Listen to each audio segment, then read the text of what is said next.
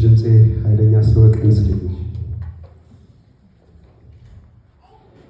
ወንድሜ እንኳን አደረሳችሁ ብሏል። እኔም እንኳን አደረሳችሁ እላለሁ። አንድ ሰው ነው የሚናገረው። ምንድን ነው እንኳን አብሮ አደረሰ አትሉም? ኢየሱስ ክርስቶስ ዘላለም ጌታ ነው። ክብር ለእግዚአብሔር ይሁንና እኔ ማካፈላችሁ ዛሬ እንግዲህ ዛሬ ቀኑ ምንድን ነው? ትንሣኤ ፋሲካችን አይደል? ኢየሱስ ጌታ ነው። ፋሲካችን የሚል ነገር ነው ማካፈለው።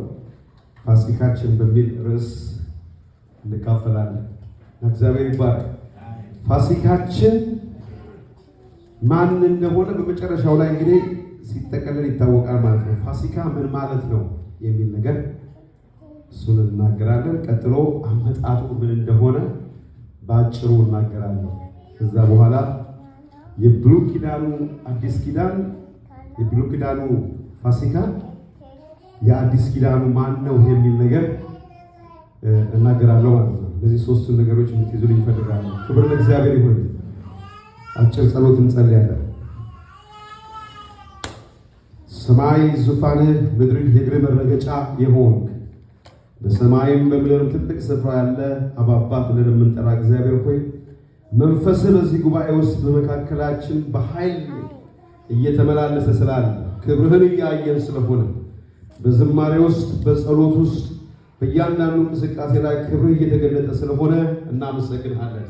እኔም ደግሞ ባሪያ በዚህ ቦታ ላይ ቆሜያለሁ። መናገር የሚገባኝን ነገር እግዚአብሔር ሆይ ለወገኖቼ መናገር እንድችል አንደበቴን ክፈት። እግዚአብሔር አምላካችን ሆይ ክብር ሁሉ ለአንተ ይሁንልን። ጸለይኩኝ በክርስቶስ ኢየሱስ ስም። አሜን። ፋሲካ ምን ማለት ነው? ፋሲካችን የሚል ነገር ብያለሁ። ፋሲካ ምን ማለት ነው? የተናገረው ፋሲካ ምን ማለት ነው? እያንዳንዳችን በአእምሯችን ላይ ፋሲካ ምን ማለት ነው?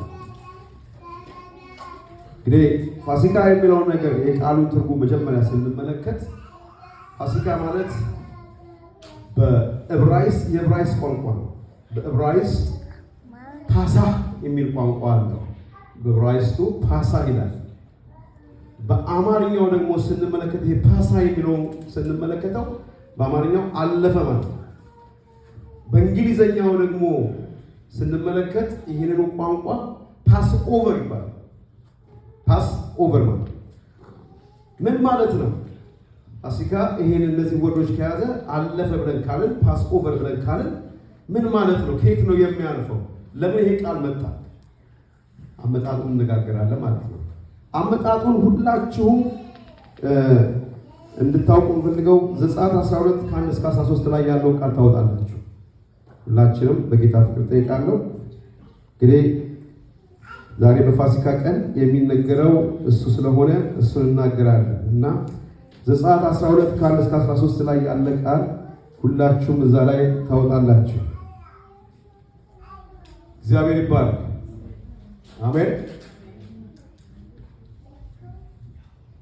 እንግዲህ ይሄ መጽሐፍ እዚህ ቦታ ላይ ስንመለከት ወገኖቼ የእስራኤል ሕዝብ በግብፅ ምድር በባርነት በፈርዖን ግዞት ውስጥ በፈርዖን ተይዞ እንደነበረ በባርነት ቀንበር ውስጥ እንደነበረ መጽሐፍ ቅዱስ ይናገራል እና ፈርዖንን እግዚአብሔር ምን ይለዋል? እንዲለቅ ያዘዋል።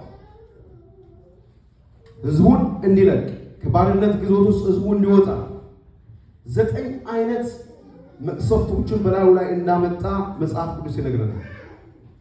9 አይነት መቅሰፍቶችን። ይህም ሆኖ 9 መቅሰፍቶችን ተቀብሎ አስተናግዶ አሁንም እምቢ አለ። ልቡ ደነደነ።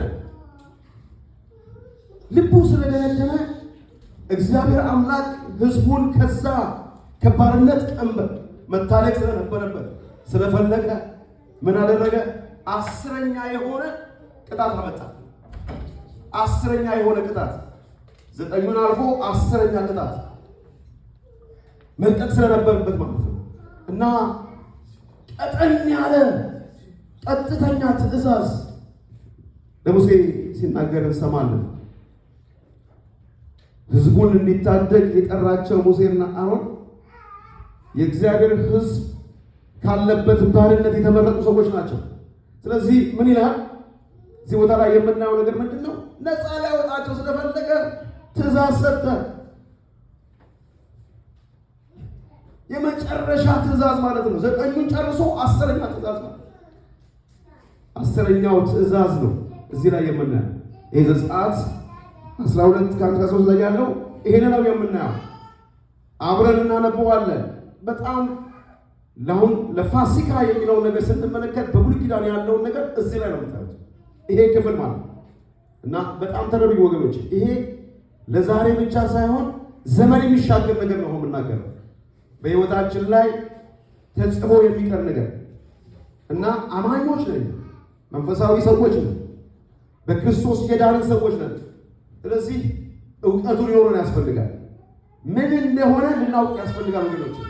ስለዚህ እዚህ ጋር እንደሚናገረው ዘጸአት 12:1-3 ላይ እግዚአብሔር ይላል በግብፅ አገር ሙሴንና አሮንን እንዲህ ብሎ ተናገራቸው። ይህ ወር የወሮች መጀመሪያ ይሆናችሁ፣ የዓመቱ መጀመሪያ ወር ይሆናችሁ። ለእስራኤል ልጆች ሁሉ ይላል ተናገሩ በሏቸው። በዚህ ወር በ10ኛው ቀን ሰው ሁሉ ለአባቱ ቤት አንድ ጠቦት፣ በአንድ ቤትም አንድ ጠቦት ይውሰድ። የቤቱ ሰዎች ቁጥርም ለጠቦቱ የማበቃ ቢሆን እርሱና ለቤቱ የቀረበው ጎረቤቱ እንደ ነፍሶቻቸው ቁጥር አንድ ጠቦት ይውሰዱ። እያንዳንዱም እንደሚበላው መጠን ከጠቦቱ ይካፈሉ። የእናንተ ጠቦት ነውር የሌለበት የ1 ዓመት ተባት ይሁን። ከበጎቹም ወይም ከፍየሎቹም ውሰዱ። በዚያም ወር እስከ 10ኛው ቀን ድረስ ጠብቁት። የእስራኤልን ማህበር ጉባኤ ሁሉ ሲመሽ ይረዱት ይላል። ከደሙም ውሰዱ። የሚበሉበት ቤት ሁለቱን መቃንና ጉበኑን ይቀቡት። በእሳት የበሰለውን ስጋውን፣ ቂጣውን እንጀራ በዛ ሌሊት ይብሉት ይላል። እዚህ ጋር ተናግሬ ለለፈው ከደሙ ወስደው የሚበሉበት ቤት ሁኔታ መቃንና ጉበኑን ይቀቡት ይላል። ይኸውላችሁ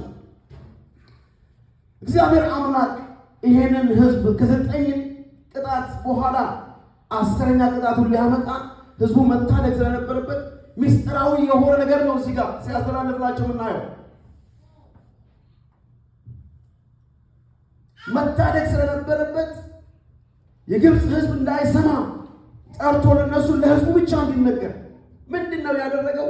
እና አስታውሳለሁ ረጅም ዓመት ነው ልክ ኢህአዴግ የገባ ጊዜ አገር ቤት ልክ ደርግ ልክ እንደወጣ ልክ ኢህአዴግ ሲገባ ቤተሰቦች ገጠር ያሉበት አገር ያው ከሚሊቴሪ ቤቱ ስለወጣሁኝ እኔ ትንሽ መረጋጋት ስለነበረብኝ ነገሩም የሚያምር ስላልሆነ ወደ ገጠር ላኩኝ እና አገብቼ የማላውቅበት ከተማ ነው አገር ነው።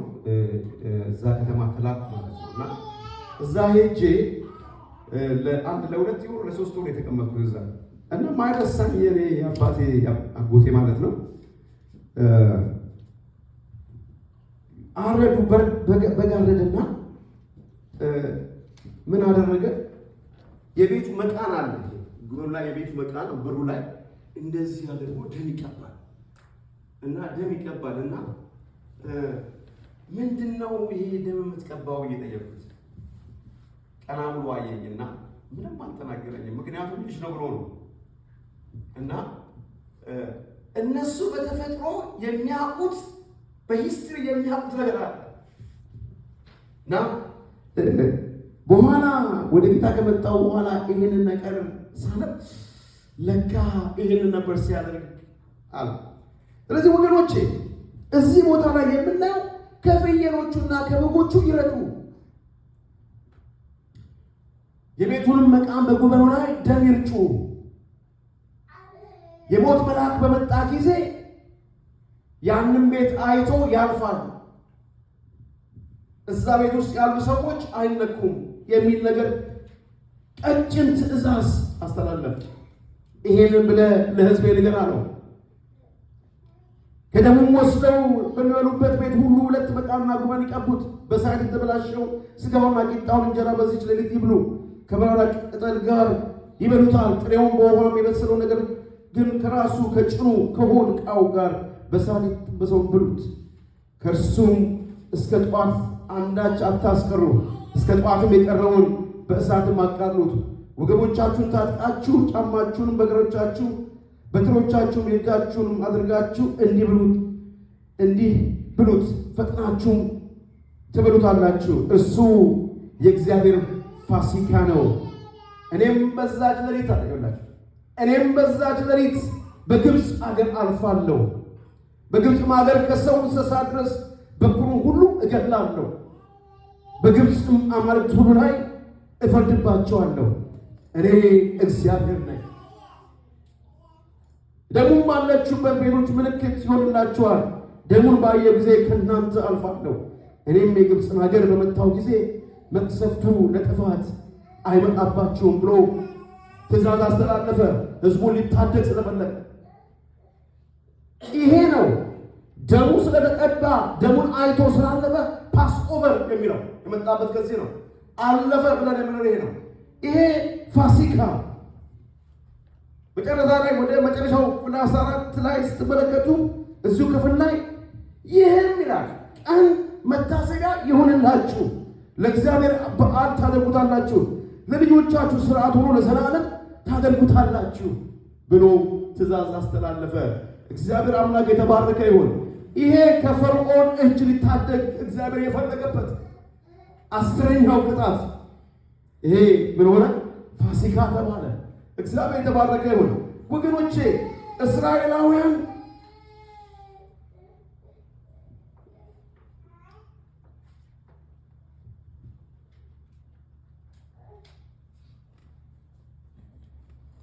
በዘመናት መካከል እንዲያከብሩት የተፈለገው ዓመት በዓል ነው። ፋሲካ ነው። ለዘመናት እንዲያከብሩት የተነገራቸው ከበዓላት መካከል አንዱ ፋሲካ ነው። ሁለተኛ ዜና 8:19 ላይ ሙሴም ይላል እንዳዘዘ እንደ ሥርዓታቸው በየቀኑ ሁሉ በየሰንበትም በየመዋዕላቸው በተወሰነው በዓላት በየዓመቱ 3 ጊዜ በየቂጣው በዓልና በየሰባቱ ሱባኤ በዓል በየዳሱም በዓል ቁርባንን ያቀርቡ ነበር ይላል። ፋሲካ ወገኖቼ እስራኤላውያን ከተያዙበት ከግብፅ ባርነት ነፃ ስለወጡ አይሁድ ይህንን ለመታሰቢያ ሲያከብሩት የነበረ ነው። እግዚአብሔር ይባረክ። ሲያከብሩት የነበረ ነው። ምክንያቱም የተሰጣቸው ትእዛዝ ነው። ነፃ የወጡበት ነው። በዓመታት ውስጥ የሚከበር የነበረ ነው። እየተከበረ የመጣ ነው። ይሄንን ፋሲካ በብሉይ ኪዳን ሲደረግ የነበረው ፋሲካ እግዚአብሔር አምላክ የተባረከ ይሁን። ይሄንን በብሉይ ኪዳን ካየን በአዲስ ኪዳን ውስጥ ደግሞ የምናየው ወገኖቼ የብሉይ ኪዳን በግና ፍየል የአዲስ ኪዳን በግ የኢየሱስ ክርስቶስ ጥላ ሆነ። አሜን አሜን ነው። የብሉይ ኪዳኑ የነበረው ያ ሲፈስ የነበረው በግ ሲታረድ የነበረው በግ ክብር ለእግዚአብሔር ይሁን። በጉ ያ በግ ሲደረግ የነበረው በግ ኢየሱስ ሆነ። ዛሬ እኔና እናንተ አዲስ ዘመን ላይ ያለን አዲስ ኪዳን ክብር ለእግዚአብሔር ይሁን። የቤተ መቅደሱ መጋረጃ ከላይ እስከታች ተቀደደ ይላል። አሜን ነው። አሜን ሁላችሁ ኢየሱስ ክርስቶስ ሲሰቀል መስቀል ላይ ሲጠነቀር ከቀኑ 6 ሰዓት ነበረ። በምድር ላይ ጨለማ ሆነ ይላል። የዛን ጊዜ ዮሐንስ ወንጌል ላይ የምናየው ይሄን ነው። የቤተ መቅደሱ መጋረጃ ከላይ እስከታች ተቀደደ። አዲስ ኪዳን ዛሬ ወገኖቻችን ጋር ተዘግቶ ነው ያለው። እዛች ጋር ቅዱሰ ቅዱሳን አለ፣ እዚህ ጋር ዲያቆናት አለ፣ መጋረጃ አለ። መጋረጃው ከመጋረጃው ባሻገር ማንም ሰው ሊገባ አይችልም። በዓመት አንድ ቀን ሊቀ ካህኑ እየገባ የሰውን ኃጢአት ያስተሰርያል። ነገር ግን ለኔና ለእናንተ ያ መስቀል ላይ የተቀደደው ይኸውላችሁ ክርስቶስ ሲሰቀል መስቀል ላይ ሲሰቀል የቤተ መቅደሱ መጋረጃ ከላይ እስከታች ተቀደደ ይላል። በነፃነት እንድንገባ በነፃነት እንድንወጣ ሕይወት ሆነን ኢየሱስ ክርስቶስ ለዘላለም ጌታ ነው። ያ በግ ማን ነው? ኢየሱስ ነው። ፋሲካችን ማን ነው? የታረደው በግ ኢየሱስ ሆነ። ክብር ለእግዚአብሔር ይሁንለት። ወገኖቼ የአዲስ ኪዳን ኢየሱስ ራማያ ሻኩላፋር የብሉይ ኪዳኑ በግና ፍየል የአዲስ ኪዳኑ በግ ያ ብሉይ ኪዳን ላይ ሲደረግ የነበረው ብሉይ ኪዳን ለአዲስ ኪዳን ምንድነው? ጥላ ነው። ብሉይ ኪዳን ለአዲስ ኪዳን ምንድነው? ጥላ። ያዛጋ የነበረው ሲደረግ የነበረው እያንዳንዱ ነገር አሁን አልሄድበትም ቢሄድበት እያንዳንዱ ሲደረግ የነበረው ሲታረድ የነበረው ጠቦት እያንዳንዳቸው ምልክት አላቸው። ስለዚህ ክብር ለእግዚአብሔር ይሁንለት። ኢየሱስ ክርስቶስ ዘላለም ጌታ ነው። ይህ የአዲሱ ኪዳኑ በግ ኢየሱስ ክርስቶስ ለእኔና ለእናንተ ማን ነው የሚል ነው። እዛ ጋር ያየነው ፋሲካ ሲታረድ የነበረው መዓት በግ አሁን አዲስ ኪዳን ላይ ይሄ የአዲስ ኪዳኑ በግ ለእኔና ለእናንተ ማን ነው? ማን ነው? ወገኖቼ ኢየሱስ ከመሰቀሉ በፊት ተገረፈ። መስቀሉን ተሸክሞ ወደ መስቀያ ቦታ ሄደ። የስቃይ ማደንዘዣ መጠጥ ጠጣ። በመስማር ቸረከሩት። ጎኑን በጦር ወጉት። ኢየሱስ ክርስቶስ በዘላለም ጌታ ነው። ወገኖቼ የመስቀል ፍቅር መስቀል ምክንያት አለው። የመስቀል ፍቅርን ስንመለከት ምንድነው ወገኖቼ? በሰዎች መካከል የነበረውን የጥል ግድግዳ አስታረቀ። የመስቀል ፍቅር የማስታረቅ ቃል ነው። ኢየሱስ ክርስቶስ በዘላለም ጌታ ነው። የመስቀል ፍቅር የተሰዋበት ምክንያት ለእኔና ለእናንተ ኢየሱስ የተሰዋበት ምክንያት ቃሉ ይህን የሚናገር የመስቀል ፍቅር የማስታረቅ ቃል ነው። ኤፌሶን 2:14-16 እንደምናየው እንደዚህ ይላል፣ እርሱ ሰላማችን ሆና ሁለቱን ያዋሃደ በአዋጅ የተነገሩትን የትእዛዝ ሕግ ሽሮ በመካከል ያለውን የጥል ግድግዳ በሥጋው ያፈረሰ፣ ይህም ከሁለቶች አንድ አዲስ ሰው በራሱ ይፈጥር ዘንድ ሰላምንም ያደርግ ዘንድ ይላል። ይሄ ነው ወገኖች፣ ሰላምን ያደርግ ዘንድ የጥል ግድግዳን ያፈረሰበት የመስቀል ፍቅር ግድ ብሎት ነው። ኢየሱስ ክርስቶስ ዘላለም ጌታ ነው። ይሄ ኢየሱስ ለእናንተ ማን ነው? ለእኔና ለእናንተ ማን ነው? የአዲስ ኪዳኑ በግ ማን ነው? ወገኖቼ ይሄ የመስቀል ፍቅር ከኃጢአት ፍርድ መዳን ከዓለም ኃጢአት መላቀቅ ማለት ነው። የመስቀል ፍቅር ገላትያ 6:14 ላይ እንደምናየው ነገር ግን ዓለም ለእኔ የተሰቀለበት እኔም ለዓለም የተሰቀልኩበት ከጌታችን ከኢየሱስ ክርስቶስ መስቀል በቀር ሌላ ትምክህት ከኔ ይራቅ። ኢየሱስ ክርስቶስ ዘላለም ጌታ ነው። ከኃጢአት ፍርድ መዳን ይሄ የመስቀል ፍቅር ኢየሱስ ሃሌሉያ የኔና የእናንተን ኃጢአት አስወገደ። በኃጢአት ነገር ውስጥ ስንጨመላለቅ የነበር ሰዎች የኃጢአትን ጉልበት መጥቶ የኔና የእናንተን ኃጢአት አስወገደ። ይሄ የመስቀል ፍቅር የሚያስወግድ ነው።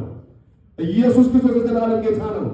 በነገውም ዮሐንስ ኢየሱስን ወደ እርሱ ሲመጣ አይቶ እንዲህ አለ፣ እነሆ የዓለምን ኃጢአት የሚያስወግድ የእግዚአብሔር በግ። ይሄ በግ የዓለምን ኃጢአት የሚያስወግድ ነው። ኢየሱስ ክርስቶስ ለዘላለም ጌታ ነው። ሃሌሉያ።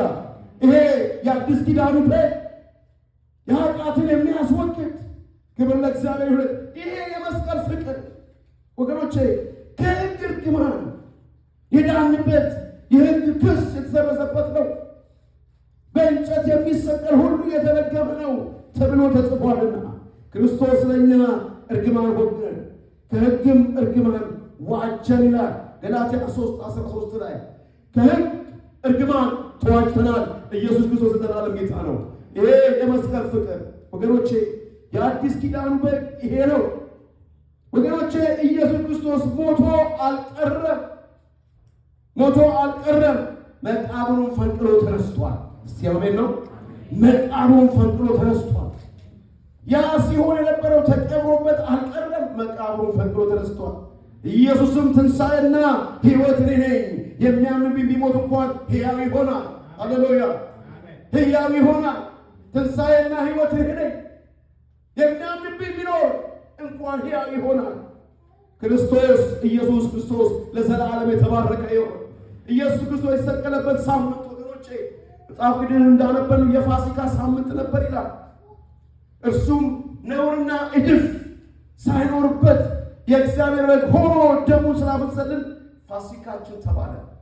ክብር ለእግዚአብሔር ይሁን። ኢየሱስ ጌታ ነው። ቅድም ያየነው ሲደረግ የነበረው ጠቦት በጣም ትንንሾች ነውር የሌለበትን በግ ሃሌሉያ። በጣም ይገርማል። እዛ ጋር የነበረው የብሉይ ኪዳኑ በግ እዚህ ጋር መጥቶ ሲመሰል በጣም የሚያስደንቅ ነገር ነው። ያስገርማል። ኢየሱስ ክርስቶስ የዘላለም ጌታ ነው። ስለዚህ ወገኖቼ ስለዚህ የክርስቶስ ትንሣኤ በዓል ፋሲካ ተብሎ ይጠራል። ፋሲካችን ማን ነው? ሲበሉ ግድ የለም ክርስቶስ ነው። የክርስቶስ በዓል ምን ተብሎ ይጠራል? በዚህ ቀን ነው ወንጌል የሚነገረው። በዚህ ቀን ወንጌል ያልተነገረበት ምን ቀን ወንጌል ይነገራል? አይደለም? ክብር ለእግዚአብሔር ይሁን። የእምነታችን መሰረት ይሄ ነው ወገኖች። አይደለም? ሞተ፣ ተቀበረ፣ በሦስተኛው ቀን ሞተ። ሌላ ይሄ ኢየሱስ ክርስቶስ የዘላለም ጌታ ነው። አሜን። ስንት ወጣችሁ ታምናላችሁ? ማመሰው አላየው ከፍ አድርጉናስ ኢየሱስ ክርስቶስ የዘላለም ጌታ ነው። ይኸውላችሁ በዛን ዘመን ትንሣኤን የማያምኑ ሰዱቃውያን ነበሩ ይላል መጽሐፍ ቅዱስ። ትንሣኤን የማያምኑ ሰዱቃውያን ብቻ ናቸው መጽሐፍ ቅዱስ የሚናገረው። ማቴዎስ 22:23 ላይ እንደዚህ ይላል፣ በዚያም ቀን ትንሣኤን ሙታን የለም የሚሉ ሰዱቃውያን ወደ እርሱ ቀረቡ ይላል። በኢየሱስ ክርስቶስ ስም ይሄንን የሚቃወም እጠርጋለሁ፣ የተጠረገ ይሆን። አሜን አትሉ? ኢየሱስ ጌታ ነው። ከምድር ላይ ነው የምናገረው። አሜን። ትንሣኤን የሚያምኑ ሰዱቃውያን ነበሩ። ሰዱቃውያን ማለት ወገኖቼ በጣም የሚገርሙ ነው። እነዚህ ሰዎች አይሁዳኖች ነበሩ። ከመካከላቸው ብዙዎቹ ካህናቶች ነበሩ ይላል መጽሐፍ ቅዱስ። ብዙዎቹ ካህናቶች ነበሩ። የካህናትን ስራ ታውቃላችሁ። ቤተክርስቲያን የሚያስቀድሱ ቤተክርስቲያን ውስጥ ያሉ የሚመሩ ናቸው። እነዚህ ናቸው፣ ሰዱቃውያን ናቸው ኢየሱስ ክርስቶስን የገፉት። ታውቃላችሁ፣ እነዚህ ናቸው ክርስቶስን አሳልፈው የሰጡት። ማናቸው? እነማን ናቸው? ሰዱቃውያን ይባላል።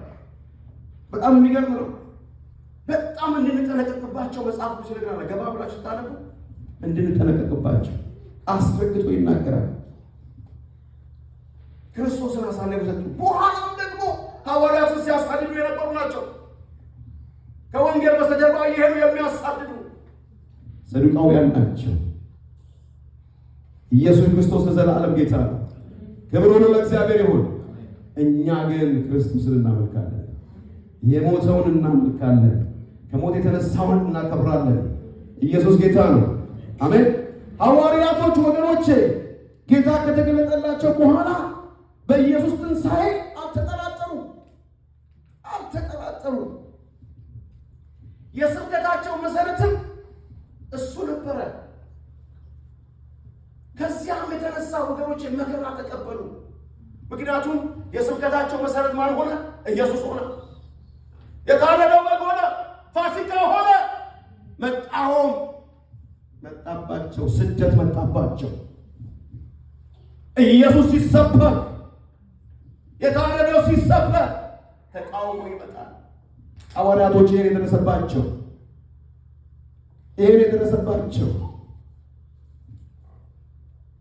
መከራ እንደተቀበሉ በሐዋርያት 4:1-6 ላይ እናያለን። ኢየሱስ ሲሰበክ ፈተና ያስመጣል። እውነተኛ ወንጌል የታረደው ሲሰብኩ መከራ ይመጣል። ስለዚህ ኢየሱስ ክርስቶስ ለዘላለም ጌታ ነው። ለእኔና ለእናንተ ፋሲካችን ማን ነው? ኢየሱስ ነው። ተከብራችሁ ኢየሱስ ነው በሉት። ሃሌሉያ! ኢየሱስ ክርስቶስ ለዘላለም ጌታ ነው። ክብር ለእሱ ይሁንለት። ስለ ትንሣኤ ግራ ለተጋቡ ሰዎች መጽሐፍ ቅዱስ ምን ይላል? መልእክት አለኝ። ግራ ለተጋቡ ሰዎች መልእክት አለኝ። ይኸውላችሁ ኢየሱስ ክርስቶስ እሱ አስቀድሞ ስለ ትንሣኤ ተናግሮ ነበረ። ማርቆስ 9:30-31 ላይ እንደዚህ የሚል ቃል አለ። ከዚያም ወጥተው ይላል በገሊላ በኩል አለፉ። ደቀ መዛሙርቱም ያስተምር ስለነበረ ማንም ያውቅ ዘንድ አልወደደም። ለእርሱ የሰው ልጅ በሰዎች እጅ አልፎ ይሰጣል፣ ይገሉትማል፣ ተገድሎ በሦስተኛው ቀን ይነሳል ይላቸው ነበር ይላል። አያችሁ፣ የትንሣኤ ምስጢር ነው ይነግራቸው ነበር። ማርቆስ 9:30 ታውቃላችሁ። ይሄን እያስተማረ ማንም ያውቅ ዘንድ አልወደደም ይላል። ለእርሱም የሰው ልጅ በሰዎች እጅ አሳልፎ ይሰጣል፣ ይገሉትማል፣ ተገድሎ በሦስተኛው ቀን ይነሳል ይላቸው ነበረ። ትንሣኤን እያወጀላቸው ነበረ። ኢየሱስ ክርስቶስ ዘላለም ጌታ ነው። ሃሌሉያ! ክብር ለእርሱለት። አስቀድሞ ስለ ትንሣኤ ተናግሯል። ሌላው ጠባቂ ዘበኛ ቢደረግለትም መቃብሩን ፈንቅሎ መነሳቱ፣ ሃሌሉያ! ይህ ትንሣኤ ነው። ኢየሱስ ክርስቶስ ዘላለም ጌታ ነው። ዘበኛ አቆሙለት። ዘበኛ ቢደረግለት መቃብሩን ፈንቅሎ ማንም የሚችለው የለማ። ትንሣኤ ነው የታወጀው። ትንሣኤ ታውጇል። ስለዚህ ይሄ ቦታ ወገኖቼ የትንሣኤን ማንነት የሚነግረን ነው። ትንሣኤ የለም ለሚሉ ይሄ መልስ ነው። ኢየሱስ ጌታ ነው። ሌላው ኢየሱስ በ40 ቀን ውስጥ ለወንዶችና ለሴቶች ለብዙ ሰዎችም በአንድነትና በየግላቸው በቀንና በሌሊት በቤትም በውጭም እየታየ ሲራመድ ሲዳስስ ከእርሱም ጋር እንደሌላ ማረጋገጫ ናቸው። እነዚህ ማረጋገጫዎች ናቸው። እነሱ ጋር ይበላ ነበር። የማረጋገጫዎች ናቸው። ክብር ለእግዚአብሔር ይሁንለት። ወገኖቼ ትንሣኤ ኢየሱስ የእግዚአብሔር ልጅ መሆኑን ምዕመናን በእሱ መጽደቃቸውን ያረጋግጣል። ሃሌሉያ! ኢየሱስ ጌታ ነው። አሜን፣ አሜን፣ አሜን፣ አሜን። ኢየሱስ የእግዚአብሔር ልጅ መሆኑን ምዕመናን በእሱ መጽደቃቸው ያረጋግጣል። አሜን። ይሄ የሚያረጋግጥልን ነገር ነው። ስለ በደላችን አልፎ የተሰጠውን ይላል እኛን ስለ ማጽደቅ የተነሳውን ጌታችንን ኢየሱስን ከሙታን ባስነሳው ለምናምን ለእኛ ይቆጠርልን ዘንድ አለው ይላል። ሮሜ 4:25 ላይ የምናየው ቃል ይሄ ነው። ስለ በደላችን አልፎ የተሰጠ። በአጠቃላይ ወገኖች ትንሣኤ ስናስብ ሙታን በአዲስ ሁኔታ ይነሳሉ። አሜን ነው፣ አሜን ነው። በአዲስ ሁኔታ ይነሳሉ። ኢየሱስ ከተነሳ በኋላ ታየ፣ ተሰወረ፣ በክብር ላይ አረገ። የችንካር ምልክቶች ነበሩበት። ወገኖቼ ሰው ከተነሳ በኋላ አካል ይኖረዋል። አካሉ መንፈሳዊና የማይበሰብስ ይሆናል። ኢየሱስ ጌታ ነው። አሜን፣ አሜን። አዎ ይሆናል። መጽሐፍ ቅዱስ የሚናገረው ይሄ ነው።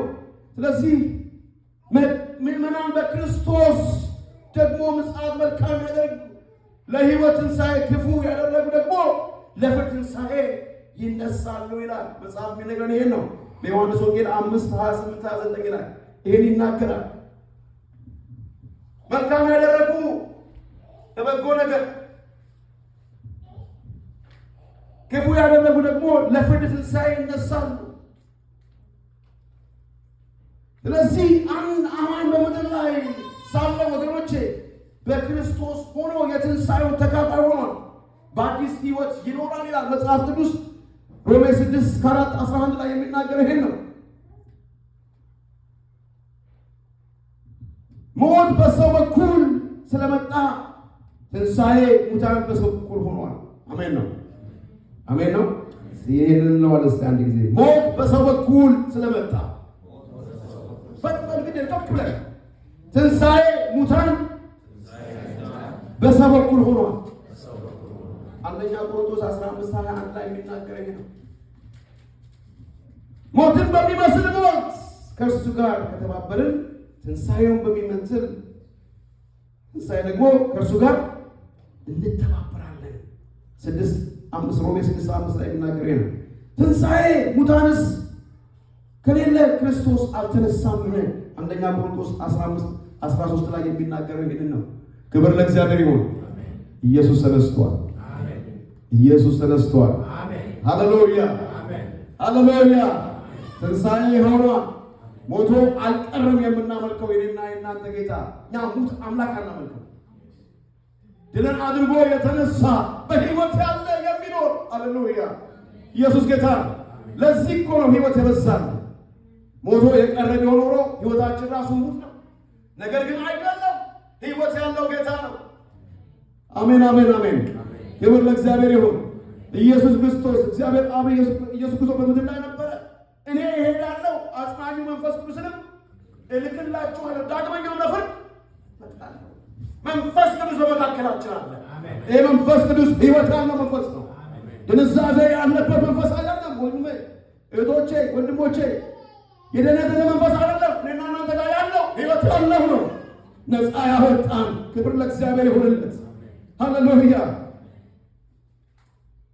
በመጨረሻም ወገኖቼ ኢየሱስ ትንሣኤና ሕይወት እኔ ነኝ፣ የሚያምንብኝ ቢሞት እንኳን ሕያው ይሆናል አለ። ይሆናል። በአዲስ ኪዳን ላይ ስመጣ እነሆ የዓለምን ኃጢአት የሚያስወግድ የእግዚአብሔር በግ ትንሣኤ፣ የዓለምን ሁሉ ኃጢአት የሚያስወግድ የእግዚአብሔር በግ እሱ ማን ነው? ኢየሱስ። የዓለምን ሁሉ እኮ ነው። የኔና የናንተ ብቻ ሳይሆን የዓለምን ሕዝብ በሙሉ የሚያስወግድ የእግዚአብሔር በግ ሃሌሉያ። ይሄ የተጻፈ ቃል ነው። ዮሐንስ 1 ላይ ታውቃላችሁ ወገኖቼ። በብሉይ ኪዳን ጊዜ ስናይ የነበረው ያ ሁሉ ሲታረድ የነበረው በግ ዛሬ ለዘላለም አንዴና ለመጨረሻ ጊዜ ሃሌሉያ በመስቀል ላይ ተጠቃለለ። ለአንዴና ለመጨረሻ ጊዜ ኢየሱስ ክርስቶስ በመስቀል ላይ ከፈለው። ክብር ለእግዚአብሔር ይሁን። ስለዚህ ለብዙዎች ቤዛ ሊሆን ክብር ለእሱ ይሁን። ብዙ በግና ፍየል ያልቅ ነበረ። ብዙ የበጎችና የፍየሎች ጠቦት ያልቅ ነበረ። ነገር ግን አንዱ ክርስቶስ መስዋዕት ሆነ። እኔና ለእናንተ ለብዙዎች ቤዛ ሆነ። ኢየሱስ ጌታ ነው። መስዋዕት ሆነ። ኢየሱስና ሐዋርያቱ በሙሴ ሕግ ስር ያሉ አይሁዳን እንደመሆናቸው መጠን ዓመታውያን በየዓመቱ የፋሲካን በዓል ያከብሩ እንደነበረ መጽሐፍ ይነግረናል። ኢየሱስና ሐዋርያቶቹ ምን ነበሩ? አይሁዳውያኖች ነበሩ። መጽሐፍ የምናገረው ይሄን ነው። ስለዚህ ዓመታውያን የፋሲካ በዓል አክብረዋል። እንደዚህ ይላል። በቂጣው በዓል በመጀመሪያው ቀን ደቀ መዛሙርቱ ወደ ኢየሱስ ቀርበው ፋሲካን ትበላ ዘንድ ወዴት ልናሰናዳለን ትወዳለህ አሉት። እርሱም ወደ ከተማ ከገሌ ዘንድ ሄዳችሁ መምህር ጊዜ ቀርቧል፣ ከደቀ መዛሙርቶችም ጋር ከአንተ ዘንድ ፋሲካን አደርጋለሁ ይላል በሉት አለ። ደቀ መዛሙርቱ ኢየሱስ እንዳዛቸው አደረጉ፣ ፋሲካንም አሰናዱ ይላል። ስለዚህ ይሄ ፋሲካ እዚህ ጋር ያነበብኩት ኢየሱስና ሐዋርያቱ በሙሴ ሕግ ስርዓቱ ስለነበሩ አይሁዳውያን በመሆናቸው የተነሳ ይሄንን ፋሲካ ያከብሩ እንዳከብሩ መጽሐፍ ይነግረናል። ስለዚህ ለእኛ አዲስ ሊሆን አይገባም ማለት ነው። ሰማችሁ ነው? አሜን ነው።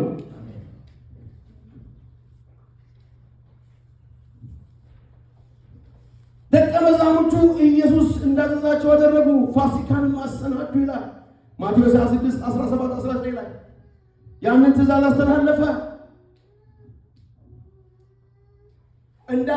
እንዳላቸው አደረጉ።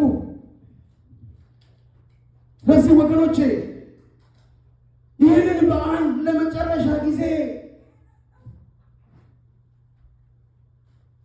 ባከበሩበት ወቅት ኢየሱስ ለተከታዮቹ አንድ ነገር ተናገረ። ከዚህ ጊዜ አንስቶ በየዓመቱ ማክበር የለባችሁም።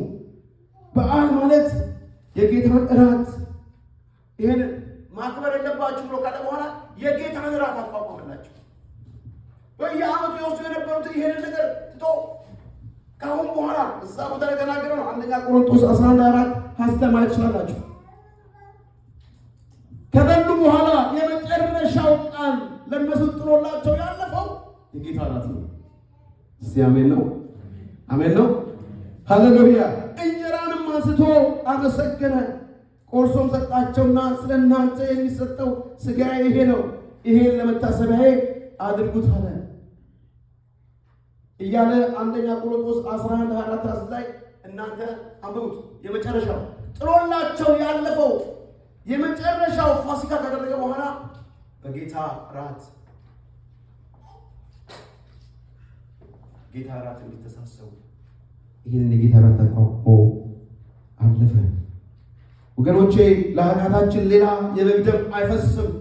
አንዱ ኢየሱስ ክርስቶስ በግ ሆኖ መካከለኛው እርሱ ሆነ። ኢየሱስ ክርስቶስ የዘላለም ጌታ ነው። ስለዚህም የፊተኛውን ኪዳን ሲጸና ይላል ሕግን የተላለፉትን የሚበሽ ሞት ስለሆነ የተጠሩትንም የዘላለም ርስት ተስፋው ቃል እንዲቀበሉ እርሱ የአዲስ ኪዳን መካከለኛው። ሃሌሉያ! የአዲስ ኪዳን መካከለኛው ማን ነው? ኢየሱስ ነው። ዕብራውያን 9:15 ላይ ያለ ቃል ነው ያነበብኩት። ክብር ሁሉ ለእግዚአብሔር ይሁንለት። ስለዚህ ቅድም እንዳልኩት ኢየሱስ የአዲስ ኪዳኑ በግ ለእኔና ለእናንተ ማን ነው? ለእኔና ለእናንተ ማን ነው? ኢየሱስ። ክብር ሁሉ ለእግዚአብሔር ነው። አንገቶቻችንን ዝቅ እንዳደረግን እንጸልያለን። ምን ያህል እንደያዛችሁኝ አላውቅም። ፋሲካ ምን ማለት ነው የሚል ነገር ተናግሬያለሁ።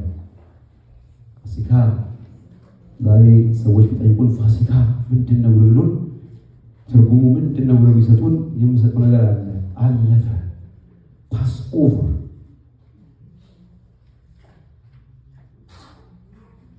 ከግብፅ ባርነት ከተያዙበት ባርነት ተጭኗቸው ከነበረ ከዛ ባርነት ነፃ ያወጡበት ለእኔና ለእናንተ ኢየሱስ ክርስቶስ ስም ኢየሱስም ወገኖቼ ከተያዝንበት ለዘመናት ታስረን ከነበርንበት ከባርነት ቀንበር ኢየሱስ ክርስቶስ ገላገለ።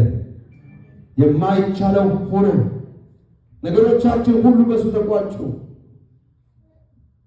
ሃሌሉያ! እሱ ተነስቷል። ትንሣኤና ሕይወት ሁላችንም ቆመን እንጸልያለን። እስቲ ዘማሪዎች ጋር እንዘምራለን። እስቲ ተነስተዋል የሚል መዝሙር አንድ ላይ ሁላችንም እንዘምራለን። ከዛ እንጨርሳለን። በረከት ይስልናል። ተነስቷል፣ ተነስቷል፣ የመቃብር ደጃፍ ተከፍቷል፣ ከፈኑ አስከሬኑ የታል? እውነትም ኢየሱስ ተነስቷል፣ ተነስቷል፣ ተነስቷል፣ የመቃብር ደጃፍ ተከፍቷል፣ ድንጋዩም በሩቅ ተንከባሏል፣ ከፈኑ ብቻ ነው አስከሬኑ የታል? በእውነትም ኢየሱስ ተነስቷል።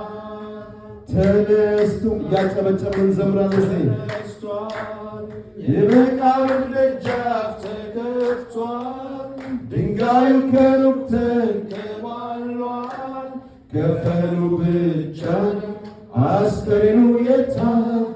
በእውነትም ኢየሱስ ተነስቷል። እያጨበጨብን እንዘምራለን። እስቲ ተነስቷል፣ የመቃብር ደጃፍ ተከፍቷል፣ ድንጋዩ ከሩቅ ተንከባሏል፣ ከፈኑ ብቻ አስከሬኑ የታል?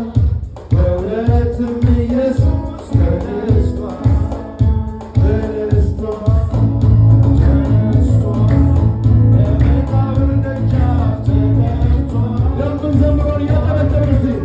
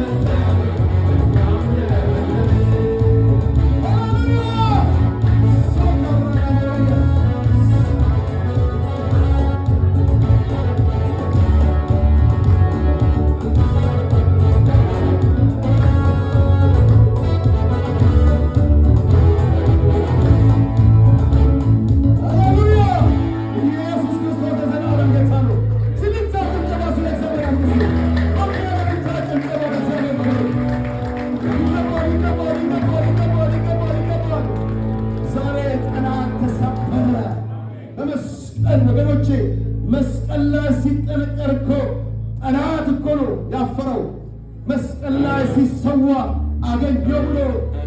አገኘው ብሎ ጠረጠርኩ ብሎ ወገኖች፣ ሰው ከተሰቀለ በኋላ ሞት ነው። ከመቃብር ውስጥ ተቀበረ ማለት እኮ አመጣ ማለት ነው። ከመቃብር በኋላ አመጣለት። ጠላት ያደረገ ያንን ነው። የመጨረሻ ጭካኔ ያደረገው ምንድነው ቢኖር ሰቀለ በኋላ ቀበረ። ሰው ከተቀበረ በኋላ ነገሩ ሁሉ ይዘካል፣ ነገሩ ያከትማል። ጠላት ያደረገው ይሄን ነው። ከምድር ላይ ሊያጠፋው በቃ ብሎ አቤት የኔና የእናንተ ጌታ ግን መቃብሩን ፈጥሮ ተነሳ። ለዘላለም ሕይወት ሊሰጠን፣ ሃሌሉያ፣ ከጭንቀት ሊታደገን መቃብሩን ፈንቅሎ ተነሳ። ኢየሱስ ክርስቶስ ለዘላለም ጌታ ነው። ኢየሱስ ክርስቶስ ለዘላለም ጌታ ነው። የምትችሉ ሰዎች ዘምሩ እስቲ። መቃብሩን ፈነቃቀለው የሚል መዝሙር፣ የድሮ መዝሙር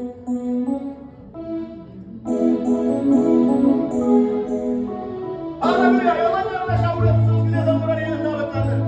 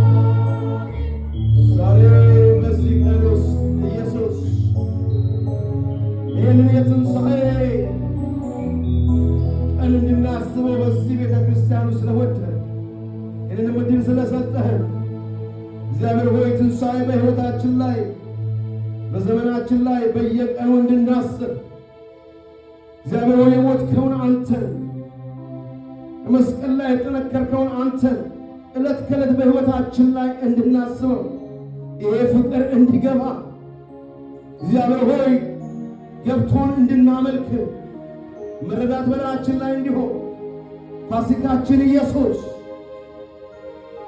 እኔና ለወገኖቼ ፋሲካ ሆነ። መስቀል ላይ የተሰዋ ፍቅር ግድ አለ። ኢየሱስ ሕይወት የሆንከን ኢየሱስ፣ ከኃጢአት ልታደገን የወደድክ ኢየሱስ፣ ሃሌሉያ። ዛሬም ይህን ዕድል ስለሰጠህን እናመሰግንሃለን። በልባችን መሰጠት እናመልክሃለን፣ ገብቶን እናመልክሃለን። እግዚአብሔር ሆይ ዘመናችን በዚህ ይጠቃለን፣ በማምለክ ይጠቃለን። ከፍታ በላያችን ላይ ይፈጠር፣ አዳዲስ ጉልበቶች ይገጠሙልን። እግዚአብሔር ሆይ የደከሙ አጥንቶቻችን ሁሉ ያንሰራሩ። ዘላለም አምላክ እግዚአብሔር ሆይ በኢየሱስ ክርስቶስ በሰጠህ ነገር ላይ የምንዘረጋበት ዘመን ይሆንልን። እግዚአብሔር ሆይ ልጆቻችን አሳልፈን ሰጠን፣ ወገኖቻችን አሳልፈን ሰጠን፣ ቤተሰቦቻችን አሳልፈን ሰጠን። ዘላለም አምላክ እግዚአብሔር ሆይ ይሄ እውነት በኢየሱስ ክርስቶስ እውነት በኢየሱስ ክርስቶስ ባልገባበት ስፍራ የገባ ይሆን ካሉበት መንጋጋ የሚያወጣ የልጅበት ፋሲካችን ኢየሱስ ዛሬም ለወገኖቻችን ትደርስ ዘንድ በኢየሱስ ስም እንጸልያለን። ዘላለም አምላክ እግዚአብሔር ሆይ ደምህ በዚህ ጉባኤ ውስጥ በክብር ስላለ የደምህ ጉልበት የደምህ ኃይለኛነት ስለተገለጠ እናመሰግንሃለን። አሁንም እያንዳንዳችን ላይ ደምህ የተረጨ ይሁን። እግዚአብሔር ሆይ ከኃጢአት የሚያነጻ ደም የልጁ የክርስቶስ ኢየሱስ ደም ከኃጢአት ሁሉ ሊያነጻ የታመነና ጻድቅ ነው ይላል ቃል። ይሄ ጻድቅ የሆነው እግዚአብሔር ሆይ ይሄ ቃል በኢየሱስ ክርስቶስ ስም ሕይወት የሆነው ይሄ ደም በላያችን ላይ ሳይከለከል በኢየሱስ ክርስቶስ ስም የተገለጠ ይሆን። አድራሻችን በዚህ በደም የተቀየረ ይሆን። የጎደለን ነገር ሁሉ እግዚአብሔር ሆይ ሙሉ ይሆን። ባዶ ነገራችን ሁሉ ሙሉ ይሆን። መቃናት በዙሪያችን ይምጣ። ሰማያት በላያችን ላይ ይከፈቱ። በጌታ በኢየሱስ ክርስቶስ መንፈስ ቅዱስ ጉልበት፣ ማንነት፣ የኃይል ማንነት በኢየሱስ ክርስቶስ ስም ያለ መከልከል በላያችን ላይ ይምጣ። ይሄ ጉባኤ በዚህ ይደረስ። ይሄ በዚህ የምንታወቅበት ዘመን ይሆነልን። መንፈስ ቅዱስ እንደወደድክ ንዳን። መንፈስ ቅዱስ እንደወደድክ አገልግለን። የተያዙ ነገሮቻችን ይራገፉ። እግዚአብሔር ሆይ አለመስማማት ከጉባኤው ላይ ነቀልኩ። ተይዘን ያለበት አቅጣጫ ላይ በኢየሱስ ክርስቶስ ደም በዚህ ሰዓት ነፃ ያውጣን። በኢየሱስ ነፃ ያውጣን። የመሄድ ዘመን ይሆነልን። ዘጸአት ይሆነልን። እግዚአብሔር ሆይ የጎደለ ነገሮቻችን ላይ ሁሉ ሙሉ የሆነ ክብር ይገለጥ። ሞገስ በላያችን ላይ ያንጠባጥር። ሃሌሉያ! ሞገስ ሳይከለከል በላያችን ላይ ያንጠባጥር። የዚህ ጉባኤ ሞገስ አንተ ብቻ ሆን። ህልውና ይሰማን። የዚህ ጉባኤ ማንነት አንተ ብቻ ሆን። ሞገስ በዚህ ጉባኤ ላይ ያለ መከልከል ይውደድ። እግዚአብሔር ሆይ እያንዳንዱ አገልግሎት ላይ ሞገሱ ይገለጥ። በዚህ ጉባኤ ውስጥ ሞገስ ብቻ ይነገርልን። ሞገስ ብቻ ይታይ። በአገልጋዮች ላይ ይሄ ሞገስ በኢየሱስ ስም ይውደድ። ዘላለም አምላክ እግዚአብሔር ሆይ ከተማ ውስጥ ሞገስ ሁነን ስንንቀሳቀስ በሞገስ እንድንወጣ እርዳ። ላልዳኑ ወገኖቻችን ሄደን ስንመሰክር ሞገስ ይለቀቅልን። ዘላለም አምላክ እግዚአብሔር ሆይ ስራ ገበታችን ላይ ሞገስ ይምጣ። ዘላለም አምላክ እግዚአብሔር ሆይ ስለ ሁሉ ነገር እናመሰግንሃለን። ክብር ሁሉ ለአንተ ይሁን። ከዚህ ቃል የተነሳ ዛሬ የታመሙ በኢየሱስ ስም ይፈወሱ። አሜን። ከመገረፉ ብዙ የተነሳ ተፈውሳችኋል ተብሎ እንደተጻፈ ታምረው ታስረው ያሉ፣ በስራት ውስጥ ተቀምጠው ያሉ፣ ነፃ መውጣት የሚያስፈልጋቸው በሁኔታዎች ውስጥ ያሉ፣ ጥግ ይዘው ያሉ፣ መፍትሄ እየጠበቁ ያሉ በኢየሱስ ክርስቶስ ስም ከመገረፉ ብዙ የተነሳ ተፈውሳችኋል ተብሎ እንደተጻፈ ከዚህ ከመስቀል ፍቅር የተነሳ ፈውስ ይተላለፍባቸው፣ ፈውስ ይተላለፍባቸው። ከጎበጡበት በኢየሱስ ስም ይቃሉ፣ ኃይል ያገኛቸው። ይህም ወገኖችም ተስማምተን እንጸልያለን። ይሄ ኃይል ይውደቅባቸው፣ ነፃ ይውጡ በኢየሱስ ክርስቶስ ስም። እናንተ ወገኖች ቅዱሳኖች ነፃ ውጡ። ኢየሱስ ስለ ሁሉ ነገር እናመሰግንሃለን። ለምድራችን መፍትሄ ስላለ እናመሰግንሃለን። በዚህ ቀን ውስጥ በምድራችን ላይ ይሄ ያንተ ደም እግዚአብሔር በሚከበርበት በፋሲካ የፋሲካው በግ ኢየሱስ በምድራችን ላይ ያለመከልከል በዘርፋፋው ቀሚስ ተመላለስ። እውነተኛ የሆነ አምልኮ በምድራችን ላይ ይምጣ። ምድሯን እያስጨነቀ ያለኛው ማንኛውም ከርስ በዚህ ቀን የተራገፈ ይሁን። እግዚአብሔር ሆይ ስለ ሁሉ ነገር እናመሰግንሃለን። አንተ ከመስቀል ፍቅር የተነሳ ፍርሃትና ድንጋጤ ከዙሪያችን ስለተረገጠ እናመሰግንሃለን። ክብር ሁሉ ላንተ፣ ክብር ሁሉ ላንተ። አሁን ከዚህ ስንወጣ እግዚአብሔር ሆይ ልንበላ ያለ